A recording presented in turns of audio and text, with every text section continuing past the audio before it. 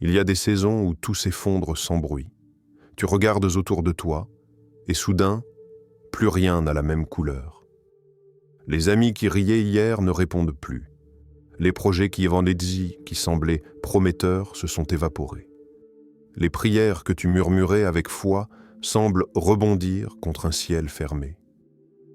Et dans ton cœur, une question monte, lente et douloureuse. Seigneur, où es-tu ? C'est dans ces instants de silence que beaucoup pensent que Dieu s'est retiré. Mais en réalité, c'est souvent là qu'il agit le plus. Il ne fait pas de bruit quand il reconstruit un cœur.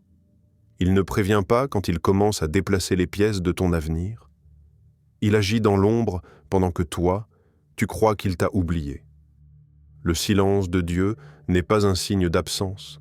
C'est un espace sacré où se prépare quelque chose de plus grand. Tu vois, quand Dieu veut te parler, il commence souvent par te faire taire.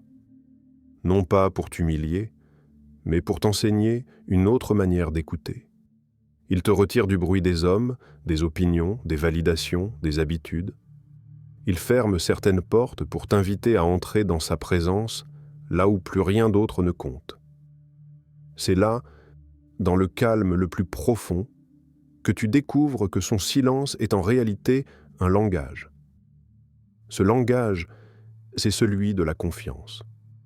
Dieu ne te parle pas toujours avec des mots, mais avec des gestes invisibles, une paix étrange dans le chaos, une lumière qui persiste au fond du tunnel, une force douce qui te pousse à tenir encore un jour de plus. Le silence devient alors une conversation secrète entre ton âme et la sienne. Ce n'est pas une punition, c'est une préparation. Souviens-toi d'Abraham. Pendant des années, il a attendu une promesse sans entendre une voix, sans voir un signe. Et pourtant, Dieu travaillait, formant en lui la foi d'un père des nations. Regarde Joseph, jeté dans un puits, trahi, emprisonné, des années d'incompréhension. Et pourtant, derrière les murs de sa cellule, Dieu dessinait la carte de sa destinée.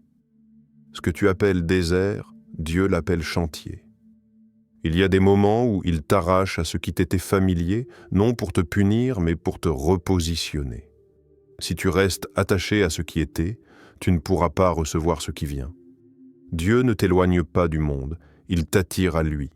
Il t'apprend à marcher sans t'appuyer sur les autres, à écouter sans dépendre des voix extérieures. Ce silence n'est pas un vide, c'est une invitation. Et pourtant, soyons honnêtes, l'attente est douloureuse. Tu pries, tu espères, tu doutes. Tu te demandes si Dieu t'a entendu, si ton combat a un sens. Mais même quand tu ne le ressens pas, il reste présent. Le silence de Dieu n'est jamais un désintérêt. C'est une stratégie céleste pour renforcer ta foi, affiner ton discernement et purifier ton cœur de tout ce qui n'est pas essentiel. Parfois, Dieu te cache pour te préserver. Il t'isole pour te préparer. Il coupe le bruit pour que tu entendes la symphonie subtile de sa volonté. Regarde Jésus. Avant le commencement de son ministère, il a été conduit dans le désert, loin de tout. Ce n'était pas un lieu de punition, mais une salle d'entraînement. Dans ce silence, il a affronté la solitude, la tentation, et il en est sorti plus fort, plus prêt, plus aligné. Toi aussi, ton désert n'est pas la fin, il est le début d'une construction invisible. Quand tu ne vois rien bouger, c'est que les fondations se posent. Quand tu ne ressens plus sa voix, c'est qu'il t'apprend à reconnaître sa présence autrement. Dieu veut que ta foi ne dépende pas de ce que tu ressens, mais de ce que tu sais, qu'il est fidèle, même quand tout semble muet. Le silence divin a un but, te détacher du visible pour t'enraciner dans l'invisible. Il t'invite à la profondeur. À ce moment précis où tu penses être seul, Dieu t'observe. Il façonne ton endurance, il teste ta confiance, il purifie ton amour. Si tu pouvais voir ce qu'il prépare pendant ton attente, tu ne douterais plus une seconde. Ne prends donc pas ce silence pour un abandon. C'est une conversation divine déguisée. Dieu te parle autrement par les circonstances, les silences, les saisons. Il t'appelle à la patience, parce qu'il sait que les bénédictions précipitées fanent vite, mais celles forgées dans l'attente durent éternellement. Alors, quand tout devient silencieux autour de toi, n'aie pas peur. Le potier ne parle pas pendant qu'il façonne l'argile. Il concentre toute son attention sur la forme qu'il donne. Et toi, en le désert. Ce mot résonne comme un écho de vide et de silence, mais dans le royaume de Dieu, c'est un lieu de puissance. Chaque homme et chaque femme que Dieu a utilisé puissamment a d'abord connu ce lieu rude, brûlant, silencieux. Ce n'est pas une punition, c'est une école. Le désert n'est pas là pour te détruire, il est là pour te façonner. Regarde Moïse. Il avait grandi dans la gloire de l'Égypte, entouré de richesses, de pouvoir et d'influence. Mais Dieu ne pouvait pas se servir de l'homme forgé dans les palais. Il devait le dépouiller de tout ce que l'Égypte avait mis en lui. Alors, il l'a conduit 40 ans dans un désert, loin des regards, loin des applaudissements, pour qu'il apprenne à écouter la voix du feu plutôt que celle des hommes. Et c'est là, au milieu de la solitude, qu'il a entendu le buisson ardent l'appeler par son nom. Regarde Joseph. Rejeté par ses frères, vendu comme esclave, trahi, enfermé. Le désert de Joseph n'était pas fait de sable, mais de trahison, de larmes et d'injustice. Et pourtant, derrière les barreaux de sa cellule, Dieu formait un gouverneur. Chaque épreuve, chaque humiliation, chaque silence divin était une leçon de gestion, de patience, de foi. Dieu préparait l'homme avant de lui confier la mission. Et que dire de Jésus, le Fils de Dieu lui-même? Avant de prêcher, avant de guérir, avant de ressusciter les morts, l'Esprit l'a conduit dans le désert. 40 jours et 40 nuits, seul face au vide, face à la faim, face à la tentation. Ce n'était pas un détour, c'était une préparation. Car le désert n'est pas un lieu de punition, mais une salle d'entraînement spirituel où se forge l'autorité divine. Dieu envoie ses enfants dans le désert, non pour les affaiblir, mais pour leur apprendre à marcher sans béquilles. Dans le désert, il n'y a plus de repères, plus de sécurité humaine, plus de bruit, juste toi, ta foi et Dieu. C'est là que se révèle la différence entre la croyance et la confiance. Dans le confort, tu crois. Dans le désert, tu apprends à dépendre.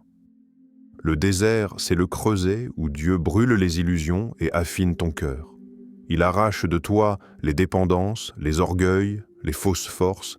Il te dépouille jusqu'à ce qu'il ne reste que l'essentiel, sa présence. Ce que tu perçois comme un dépouillement est en réalité un allègement. Dieu retire tout ce que tu pensais nécessaire pour te montrer que lui seul suffit. Le désert est une arène invisible. Ce n'est pas le diable qui te teste, c'est Dieu qui te forme. Il t'enseigne à prier sans témoin, à croire sans preuve, à avancer sans carte. Là où tout semble stérile, il fait germer ta maturité spirituelle. Le sable sous tes pieds devient le sol où s'enracinera ta destinée. Regarde David, caché dans les grottes, fuyant Saül, pleurant, chantant seul au milieu de la nuit. C'est là qu'il a appris à fortifier son âme en Dieu. Ce n'est pas sur le trône qu'il a appris la louange, mais dans les cavernes. Ce n'est pas entouré d'applaudissements qu'il a découvert la fidélité de Dieu, mais dans la solitude la plus noire. Le désert transforme le berger en roi. Dans cette salle d'entraînement divine, Dieu te fait passer des tests que personne ne voit. Il évalue ton obéissance dans le secret, ton endurance quand personne ne t'encourage, ta fidélité quand tu n'as plus de récompense. Chaque jour d'attente, chaque prière sans réponse, chaque silence du ciel est un exercice spirituel. Il te muscle intérieurement. Il prépare ton caractère à porter la gloire qu'il a prévue. Le désert ne t'enlève pas la promesse, il t'en rend digne. Il t'apprend que la puissance ne vient pas des circonstances, mais de l'intimité avec celui qui t'appelle. Et quand tu sors de cette école, tu ne sors plus le même. Tu parles différemment, tu marches différemment, tu vois différemment, parce que tu as appris à reconnaître Dieu dans l'absence, à lui faire confiance sans explication, à l'aimer même sans sentir sa main. Beaucoup veulent l'onction sans la solitude, La gloire sans le désert, la victoire sans la préparation. Mais Dieu ne confie pas ses trésors à ceux qui fuient de l'entraînement. C'est dans le feu que l'or est purifié, c'est dans la sécheresse que la racine devient profonde, c'est dans l'ombre que se construisent les géants spirituels. Alors, si tu traverses le désert, n'en fuis pas. C'est l'école de ta destinée. C'est le lieu où Dieu t'apprend à régner sans sceptre, à croire sans voir, à aimer sans retour. Le désert n'est pas une malédiction. C'est la main de Dieu qui te prépare à porter ce que d'autres ne peuvent même pas comprendre. Ce moment, tu es entre ses mains. Il y a des portes que tu as frappées si fort que tes mains en gardent encore les marques. Des opportunités que tu croyais faites pour toi, mais qui se sont refermées sans explication. Des relations que tu pensais éternelles, mais qui se sont effondrées comme du sable entre tes doigts. Et tu as peut-être murmuré « Pourquoi, Seigneur? Pourquoi maintenant? Pourquoi moi ?» Mais si seulement tu pouvais voir ce que Dieu voit d'en haut. Chaque porte fermée, chaque départ inattendu, chaque détour douloureux n'est pas une perte, c'est une redirection céleste. Ce que tu appelles une fin, Dieu l'appelle un passage. Ce que tu prends pour une fermeture, c'est souvent une invitation à lever les yeux. Parce que quand la terre se ferme, le ciel s'ouvre. Dieu ferme parfois des chemins qu'on aimait pour nous préserver des routes qui auraient détruit notre paix. Il retire certaines personnes, non parce qu'elles étaient mauvaises, mais parce que leur saison dans ton histoire est terminée. Il bloque des accès que tu pensais bénis parce qu'il t'aurait éloigné de ton appel. Quand il ferme une porte, c'est rarement contre toi. C'est pour toi. Tu vois, Dieu ne ferme pas pour frustrer. Il ferme pour diriger. Il ne t'arrache pas ce que tu aimes sans raison. Il te prépare à aimer autrement, plus haut, plus vrai. Il sait que tant que tu restes accroché à ce qui t'a blessé, tu n'auras pas les mains libres pour recevoir ce qu'il a prévu. C'est pour cela qu'il coupe. Et parfois, il coupe sans prévenir, sans explication, parce que l'explication ruinerait la leçon. Il y a dans chaque non divin une promesse silencieuse. Un « attends », un « pas ici », un « je t'en prépare un meilleur ». Mais parce que notre cœur est impatient, on voit la fermeture comme un rejet. On oublie que Dieu est un architecte, pas un destructeur. Il ne démolit jamais sans plan de reconstruction. Regarde Noé. Pendant que tout le monde vivait dans l'insouciance, Dieu a fermé la porte de l'arche de sa propre main. Une porte qui se refermait sur un monde ancien, mais qui s'ouvrait sur une nouvelle création. Ce geste, que beaucoup auraient interprété comme une fin, était en réalité un commencement. C'est toujours ainsi que Dieu agit. Quand une ère s'achève, il ferme d'abord la porte. Souviens-toi aussi de Ruth. Elle avait tout perdu, mari, patrie, stabilité. Toutes les portes humaines se sont refermées devant elle. Et pourtant, dans ce dénuement absolu, Dieu préparait la porte de la grâce. Une moissonneuse appelée Boaz. Une lignée royale. Un avenir que ses larmes ne pouvaient encore deviner. Ce que tu ne comprends pas aujourd'hui, tu le béniras demain. Parce que parfois, Dieu te dit non à ce que tu veux, pour te dire oui à ce que tu mérites. Il te refuse le temporaire pour t'offrir l'éternel. Il ferme les portes des hommes pour t'apprendre à chercher les clés du ciel. Dans le silence, quand tu regardes une porte close, ton âme est invitée à s'élever. Regarde-la, non comme un mur, mais comme un miroir. Dieu s'y reflète. Il t'y apprend la patience, la foi, l'espérance. Chaque fois qu'une porte se ferme, tu es invité à changer de regard. Peut-être que ce n'est pas la fin du chemin, mais juste la fin d'une étape. Le ciel ne s'ouvre pas sur ceux qui s'accrochent au passé, mais sur ceux qui osent lâcher. Parfois, tu dois laisser mourir une saison pour voir naître une promesse. Dieu t'éloigne du connu pour te donner le meilleur de l'invisible. Les portes de l'homme se ferment avec du bruit. Celles de Dieu s'ouvrent dans la paix. Et si ce que tu vis en ce moment n'était pas un rejet, mais une élévation déguisée, si Dieu t'avait éloigné non pour te priver, mais pour te protéger, si cette porte verrouillée n'était pas un obstacle, mais un bouclier entre toi et ce qui aurait détruit ton âme, Tu ne le vois pas encore, mais un jour tu comprendras. C'est parce qu'il t'aime qu'il t'a fermé cette porte. Les portes de Dieu s'ouvrent rarement dans l'urgence. Elles s'ouvrent dans le timing parfait, souvent après le silence, souvent après les larmes. Mais quand elles s'ouvrent, elles effacent toute douleur passée. La porte que Dieu ouvre ne laisse entrer que la lumière.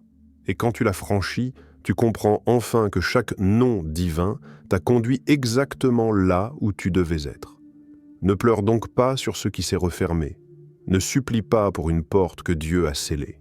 Regarde vers le ciel. C'est là que la prochaine s'ouvrira. Il y a des blessures que personne ne voit, des douleurs que tu portes sans jamais les nommer. Tu souris, tu parles, tu avances, mais à l'intérieur, quelque chose reste brisé. Et parfois, Dieu, dans sa sagesse infinie, te retire de tout pour te confronter à ce que tu refuses d'affronter. Ce n'est pas un châtiment, c'est une rencontre. Ce n'est pas une solitude, c'est une salle d'opération céleste. Dieu connaît les zones de ton cœur que tu caches même à toi-même. Il sait les cicatrices anciennes, les trahisons que tu n'as jamais vraiment digérées, les déceptions que tu as enfouies sous le silence. Alors, quand vient le moment de te restaurer, il te met à part. Il t'éloigne du bruit, des distractions, des conversations superficielles. Il t'emmène dans un désert, pas pour t'y perdre, mais pour t'y retrouver. C'est souvent là, dans ce face-à-face douloureux avec toi-même, que le processus commence. Tu sens tout remonter, les blessures d'enfance, les mots blessants, les regards qui t'ont dévalorisé, les promesses brisées, et tu te demandes pourquoi tout cela refait surface maintenant. Mais Dieu ne ressort pas tes blessures pour te faire mal. Il les ressort pour les guérir. Il ne peut pas soigner ce que tu refuses de regarder. Alors, il t'invite à déposer ce fardeau devant lui.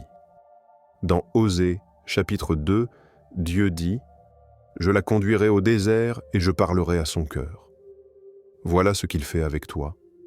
Il t'amène dans un lieu de silence où les faux sourires tombent, où les masques se brisent, où ton âme, nue devant lui, peut enfin respirer.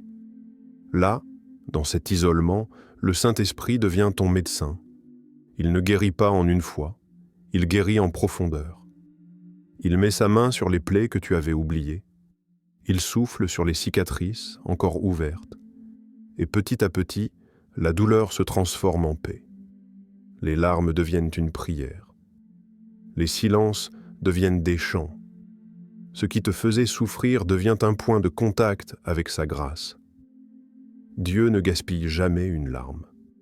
Chaque sanglot est un langage qu'il comprend. Chaque soupir est une semence de guérison. Quand tu pleures seul, il t'écoute. Quand tu n'as plus de mots, il te parle dans ton cœur. C'est souvent dans ce silence intime que tu découvres un Dieu que tu ne connaissais pas encore.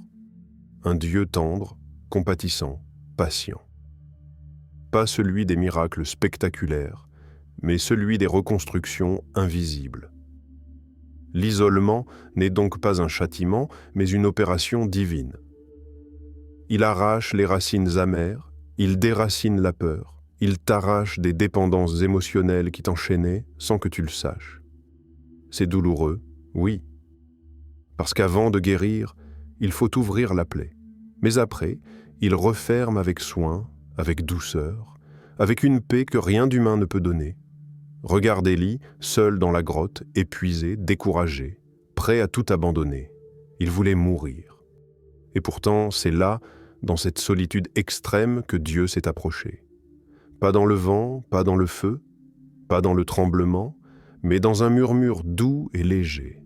Ce murmure, c'est celui de la guérison.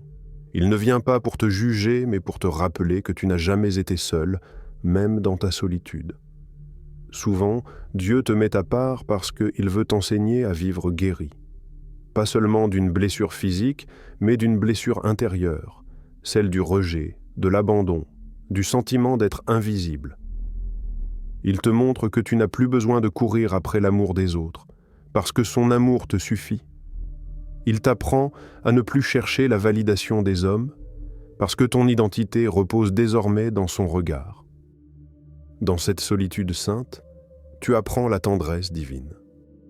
Tu redécouvres un Dieu qui n'est pas pressé, un Dieu qui s'assoit à côté de ta douleur et reste là jusqu'à ce que tu sois prêt à te relever. Il ne te reproche pas d'avoir eu mal. Il te montre juste qu'il y a plus grand que la douleur, la paix. Et un jour, sans que tu saches quand ni comment, tu te surprends à respirer différemment, à sourire sans raison, à sentir la légèreté que tu croyais impossible. Tu ne portes plus la douleur, tu portes la paix. Ce que tu vivais comme une mise à l'écart était en fait une mise à neuf. L'isolement n'a pas détruit ton cœur, il l'a reconstruit.